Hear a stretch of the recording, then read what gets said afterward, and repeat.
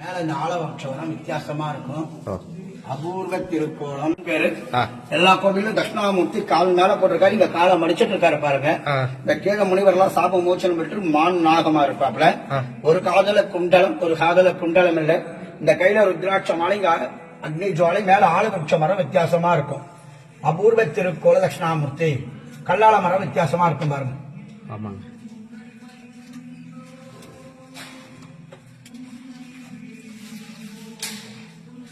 இது இங்க சிறப்பா இருக்கும். இது எத்தனை ஸ்தலம்? இது குரு பரிகார ஸ்தலத்துல மூன்றாவது இடம். தீண்டா திருமேனில சிவபெருமான்ல 12வது ஸ்தலம். ஞானசம்பந்தர் பாடி திருத்தலம். பார்த்துக்கு மக்களே, இதுதான் நாங்கள் இன்னைக்கு வேலைக்கிழமை தக்கோல வந்தோம். அப்படியே குரு பகவானை தரிசனம் பண்ணோம். இது தட்சிணாமூர்த்தியின் 3வது ஸ்தலம். குரு பகவான் அபூர்வ திருக்கோயில் அபூர்வ திருக்கோயில் தட்சிணாமூர்த்தி. ஓகேங்களா? இந்த பாக்கியம் நானும் கிடச்சிது. இந்த பாக்கியம் உங்களுக்கு கிடைக்கணுன்ட்டு எல்லாம் இல்லை சிவபெருமானே நான் நினைக்கிறேன். நன்றி மக்களே, நன்றி. ரொம்ப அபூர்வமாக இருக்குது பார்க்கும்போது.